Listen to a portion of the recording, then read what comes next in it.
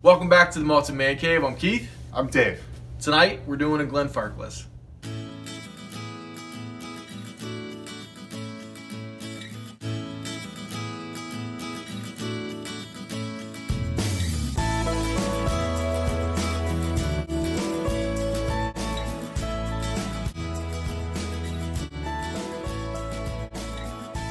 So tonight we're doing Glenfarclas 25, and I believe it's been like a year and a half since Mike gave this to me, but as many people know, me and Mike from Mike and Billy's Whiskey Reviews, we trade bottles back and forth. That way we cut down costs and we get to review a bunch of different stuff without having to buy every single bottle.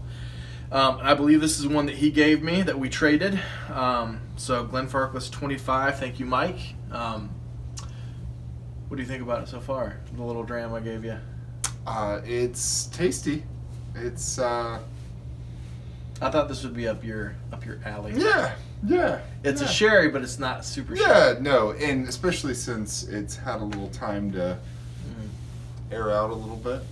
No, it's... Yeah, this has been in the bottle for probably about a year, like that much. When you drink it, as soon as I drank it, I knew, hey, this is something special, or it was pretty good. Yeah, so quick Patreon shout out. We want to say thank you to Andy at Our Baggy. He's from the UK. He's the chairman of the, I think it's Wet Wee Whiskle. What? Say that 4 times. I want to join. Wet Wee Whistles. Wet Wee Whistle Society. I love in it. the UK. I love it. So he knows his stuff. He's been into whiskey for a very long time. So we are very honored to have you support our channel. You are a gentleman and a scholar. So this video is dedicated to you, my friend. So again, as I said, we're doing Glenfarclas 25. Do you remember any of the fun facts I've told you about Glenfarclas in the past? Glenfarclas videos that we've done? Come on, man. You don't know when it was open? Come on. Yeah, so it was opened, and a long time ago. It's one of the oldest. Just check the notes board. No, I mean, what notes board? We don't have a notes board. 1836, man. Correct! It's up on the ceiling. So yes, it was opened in 1836. It's one of the few family-owned distilleries left, which is one reason why I like to support them. They're kind of known for having this grassy, very distinguished, I can't talk tonight, very distinguishable note to them that some people either love it or they hate it. Different expressions are a little bit more intense than others. This one, you're probably not going to get a ton of it because it's been rounded out and aged out a little bit. Do you know what I'm talking about a little bit? Yeah, totally. Like with age, a lot of those sharper, more in-your-face things are going to curb and change, evolve into other flavors. Absolutely. Mix it up a little bit. So one thing about Glenfarclas that I really like about them is that they're direct fired stills. So they actually, That's all right. That's perfect. Pour that much in, I had a little leftover. bit more. Direct fired stills, which means they actually have heat like or coils or, oh yeah, what was I thinking? Dude, I had way more than I thought. Yeah, you did. Wow. Bottoms up. Glug, glug, glug. So, direct fired stills, do you remember what those are? Yeah, they have direct fire. Right underneath it. A lot of them actually have coils that are inside the still. And a lot of people think that it's a little bit better quality spirit if you direct fire on the outside. It just does something a little bit different to it. So I like that about them. Springbank has, I think it's the wash, only one of the still. I think it's the wash still is direct fired. The other one is not. I'm trying to think of a couple other ones. Oh, the other ones are heated with coil, like... Yeah, or something similar, but it's inside. It's not direct fired. On the outside, there's something actually in the still. Imagine that intense heat probably changes some things. One thing, and it's a sacrifice that they make because it actually is harder on the still, and stills are freaking expensive. Like copper, that big, costs a lot of money just to make it into that shape. So the distilleries actually take kind of a beating with cost because they got to go through it. I think like extra 5 or 10 years early they got to replace it. So they must really think it makes a difference. So Any more fun facts about Glenfarclas? I don't think so. I really, really like the newest grandson who is going to be taking over soon. I don't think he's taken over yet. He's kind of this jolly, bigger fellow. And he just seems like a really nice guy, and he just seems like he's really down to earth, not like a snob at all. So I kind of like supporting the distillery. Yeah. So Glenfarclas 25. What do you get on the nose? Oh, Glenfarclas. I asked 25. for. I forgot about these. For some strange reason, I don't know why. I was feeling a little rushed tonight, and I was like, Keith, can you give me any hints to look for? He's like, dude, just do it on your own. And surprisingly, I felt like I got a lot of them for the short period of time that we had. I think you doubt yourself too much, man. You're pretty good at picking them We're up. watching the 90s right now because we both had to live through that awkward time in our lives. We had lots of acne in the 90s. Oh, man. Accutane was our friend. Accutane. And we didn't... we didn't fly any airplanes. Accutane was, for those of you who do not know, in the 90s, early 2000s, Accutane the little was pregnant lady was with an the acne X medication that was like so potent. I think it turned off your oil glands, right? Wasn't it like it turned off your oil glands in your face? It's something like that. Shout out, Sarah Bear. Dave, why is your face chapped? Literally. So this Dave stuff takes your oil. It just stops the oil glands, and so your face literally gets chapped. And everyone knows what's up. And this girl... Some people are nicer than others about it. Some are not. And I'm already feeling like as bad as I can about myself. And this older girl comes into lunch and she like looks at me and she's like, David, why is your face chapped? And to her credit, maybe she was just that naive. I think she knew. She was a really pretty... But I was like... I had to comfort Dave afterwards. So anyways, Accutane. And on the pill, there was actually like this big old pregnant lady with an extra, like pretty much if you got pregnant and you took it, like your baby was going to die. Like it was a for sure thing. Just weird things happen. Yeah, deformities. Yeah. Anyways. So, what do you get on the nose? Weird. Have some acne with your Glenfarclas 25, guys. Oh, man. Shout out Dr. Rohr. Is he still alive? I hope so. I loved him. Sweet old man. He'd give you what you wanted. So my first note is sangria, man. It's like a... I actually know exactly what you're talking about. Do you know what I'm saying? Mm-hmm. Not exactly, but a whiskey sangria is how I would... I think it's the fruitiness that the fruitiness is definitely what it is, and probably is this a high ABV? I forget what you. And there's something about the mellowness of it that does remind you of like a fruity sangria. Yeah. And then my other note to just totally balance out sangria is soggy fallen oak. It's very oaky. Very oaky, but to me it's got kind of a not a musty, but just a dampness to it a little bit. I used to know this in the different reviews we've done at Glenfarclas. I think a majority of their warehouse are dunnage, where they have like the earth floors. Probably where that note's coming from. Old school, like you get that musty deliciousness. Yeah. Which is, I feel like when I write these notes, I always forget. People are like, vinegar raisin wine. I need to get this. You do a good job. Yeah. No. Don't let the haters get you down. No. I'm saying that some people like you and I like notes like that, like a musty dunnage warehouse. And then my last one is Hershey's chocolate syrup. Just chocolate. I couldn't really describe it, so that's how I would best describe it. Was kind of a first note that I put was super smooth. It is super smooth. One of the most smooth drams I think I've ever had. And you get honey, baklava, like pastry, a little bit like light raisins, the fruitiness, sawdust, like you're in the shop or a dunnage warehouse and you're cutting some wood. Would you say that wood may have fallen? Yes. And it was soggy. And it was soggy. A little bit of leatherness. Again, probably from the oak. Sweet cherry wood cabinets. So even more specific than just sawdust. Or I'm wood. right there with you, man. It's like sweet cherry I know what you're wood talking cabinets.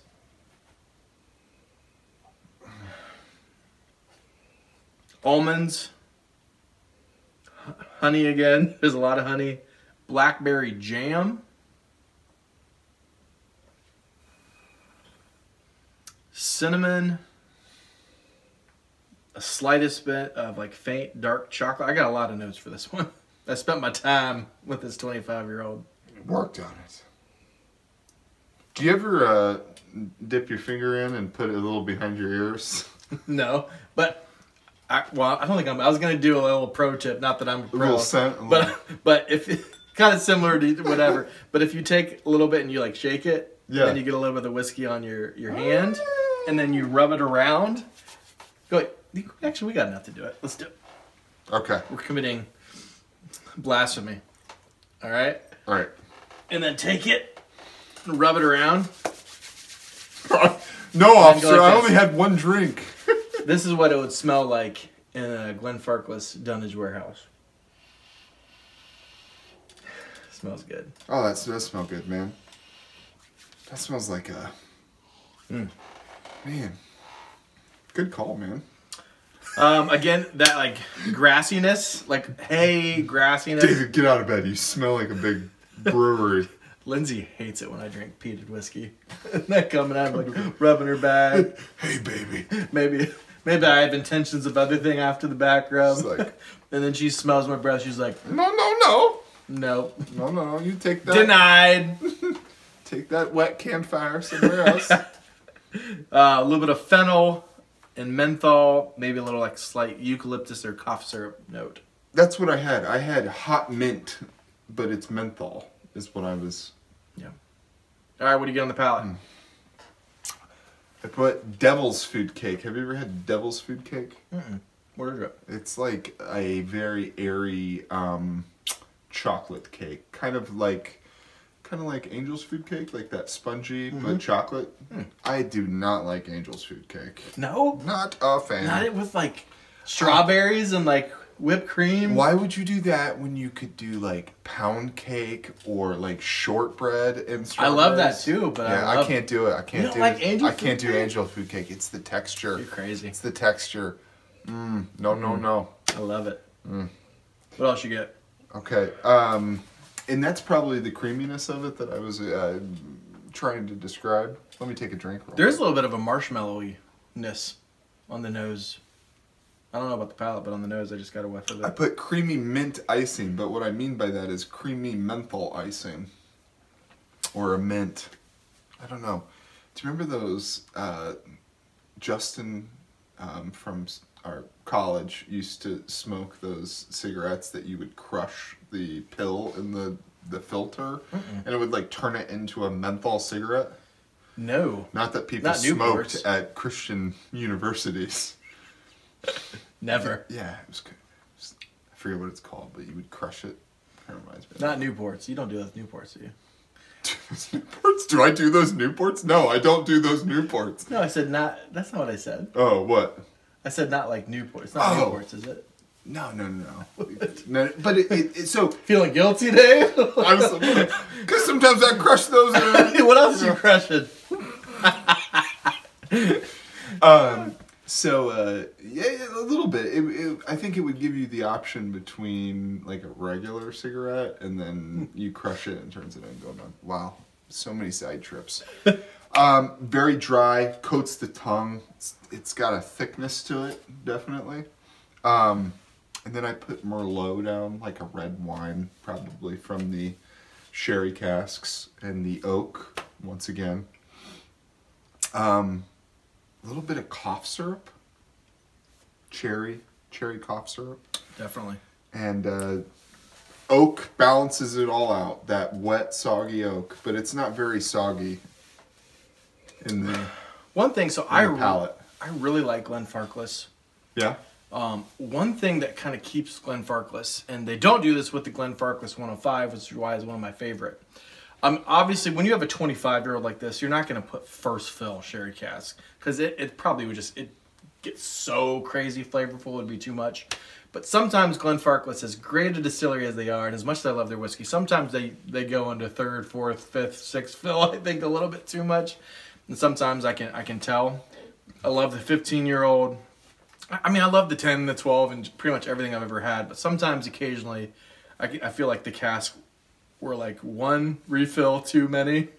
The 105 is amazing. This one is good, but sometimes they reuse their cask a little too much, in my opinion. You know, if David's score is getting higher, if it's more of a refill sherry cask, it's getting closer to bourbon mature. They've been double dipping. So people are gonna like hire me to like sniff out sherry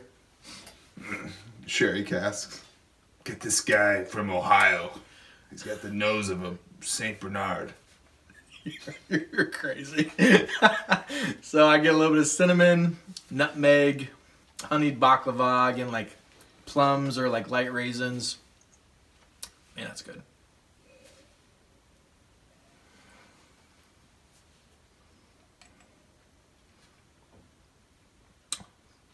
Mellow oak, creamy, creamy, creamy toffee. Almost like oatmeal, milk, like creamy milkiness. Gingerbread cookies. Not super strong, not like Deanston. Not like a Deanston, but like just barely in the background. There's a little gingerbread-ness. I know the gingerbread. What is that from Shrek? He lives down Drury Lane. What did you say? Buy my butt. We're really derailing. We're gonna have to edit this video. No. The people demand it. Molasses, again, like almond milk. Coca-Cola cake, like you get from Cracker Barrel. It's a cake chocolate cake made out of Coca-Cola infused in it. Never had it. Seriously? Yeah. You need to go to Cracker Barrel and try it, man. It's awesome. I've been to Cracker Barrel once. Once? I know, right? Will your kids drink almond milk? Yeah. Or like milk alternatives? I mean, I don't think we try a whole lot, and Lindsay does more of the feeding than I do, but... Just wondering.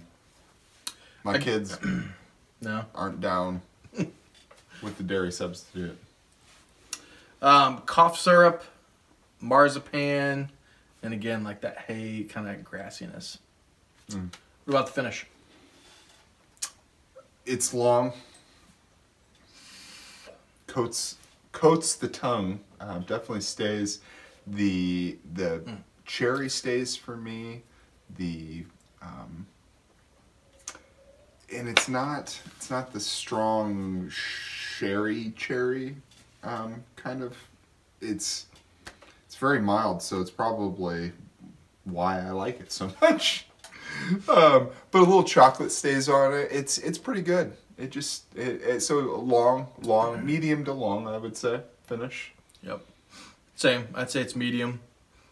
You get like that mellow. There's a mellow oakiness, mellow oaky honey, marzipan-y, almond milk / honeyed baklava that just lasts. That's delicious. You're on with that almond milk. Yeah. Yeah.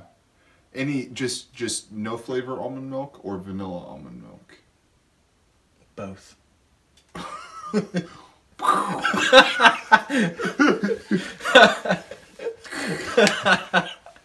Yeah, so pretty good. Malted Man Cave Mark, what are you gonna give it? Oh, you've been getting it. You actually really like this, I can tell. It's pretty good, man. I would love to one day revisit it with maybe a newer bottle of it, and just see if my notes hold up with it. They probably would. But man, it's pretty good. I'm gonna give it a Dave basement seal of approval of a 91. Woo-hoo-hoo! 91. It's probably one of my favorite. Man, I've been saying that constantly. It's one of my favorite. You just gave like an 85 the last time we did a review. I know. I think you gave a lower one than that earlier before. No, so but it's you haven't been doing crazy scores lately. I understand why somebody would if you're wanting a share like a heavily sherry, this is not for you. But it's a good balance. Yeah. How about you? So I think when I first drank this a year and a half, 2 years ago, probably would have given it a 90, maybe even up to a 91, and I still really, really like it. A couple knocks on it for me. It's 43% ABV. It's only? Yeah. So I would like it to be a little bit higher. But man, it's stinking good. And one thing about Glenfarclas 25, it's one of the best priced 25-year-olds out there, and it's good and it's cheap. Most 25-year-olds can go for like $400 to $600 to $700, and this is like only anywhere from I think 180 to like 220, sometimes even lower, like maybe 170. Yeah, that's amazing price. And kudos to the Grants and to that family-run distillery. They do great stuff there. I really do like. I've liked everything that I've had. Some stuff I really love. I think it's going to get an 88 for me, which is still a really, really good mark. I've made a conscious decision to try and, as I've had more and more whiskey, to kind of take everything into comparison when I give a score out of all the really good whiskeys that I've had. Still, an 8, almost 9 out of 10. An 88, that's a really, really good whiskey. I would recommend this all day, every day. I'd not as much as me, apparently. If I had enough money, I'd have this in my down in the man cave all the time. All the time. So 80 out of 100 for me, 91 out of 100 from Dave. Highly recommended. Question of the night. So we're talking football, and the discussion came up. Who is the greatest running back in the history of the NFL? So I'll let you lead off. LaDainian and Thomas. Man, I was thinking about so many from our childhood. He's a great one. I know. LT, man. No, he was in the running in my head. Emmitt Smith was in the running in my head. That was the first thing that came to mind for me. Was Emmitt Smith. Were you a Cowboys fan? Man, it was hard not to be a Cowboys fan when you were our age. I'll fully admit I was a bandwagon Cowboys fan. I didn't know. I didn't know what a bandwagon fan was back then. I just knew the Cowboys were awesome. I'm a Bernie Kosar Browns fan, and but I didn't really care that much about pro. Like my dad didn't really care that much about pro sports. I was more of a college sport. Ohio State, Bowling Green, go Falcons. Know where your dad went? Yeah. So in my mind, Jim Brown came up in my mind. Walter Payton. Herschel Walker. Yep. I am gonna go with. This is for Steve and Steeler Nation. Hayward. Jerome Bettis. The Bus Bettis. Dude, he was a beast, man. Just nobody. You give him the ball, he's gonna get a yard. Now, did he have a long career, or was it kind of short? Probably short. Did he maintain that, production for a long period of time? You know what? That'd be good to look up. In my mind, but as a I would kid, say pound for pound, like, if you wanted to guard, you're hard pressed to find anybody you want to give it to other than Jerome the Bus. Peyton Hillis. Dude, I had such a man crush on him for about a year or two. Dude, he was on fire. and then the Madden curse happened. Oh man, you do not want your picture on the Madden cover. No. So how about you, man? So for me, first thing came was Emmitt Smith. Then because I was such a Cowboys fan, and he was kind of in my childhood that I grew up watching on a consistent basis. Walter Payton. Some of the new great ones that are out. Todd Gurley was going to be really good. Dude, freaking Adrian Peterson. Oh, I forgot about him. Yeah, like he was in my head. Like he runs angry. He's like the one player. Like so he's looking to hurt somebody when he's running. For our era, I think he's the GOAT. Running back, as far as just dependability. Mm-hmm. In my mind's eye. And the fact that he was still doing that. Did he play this year? Did he play the whole year? Probably. Where did he play at this year? He's been bouncing around. 49ers? No. Who was it? Anyways. So, but for me, I finally came down and Barry Sanders, man. There is no one, and the thing that's He just all right, retires. this is why he does not get the credit he deserves, because he just didn't have as good a team. Oh yeah. He didn't have the quarterback and the wide receiver and the line. He didn't have defense. Could you imagine if you put Barry Sanders on like the Patriots the last 15 years? Oh, with that line, yeah. I mean, do you remember like how many crazy just Because missed he had tackles? to. He'd be everywhere.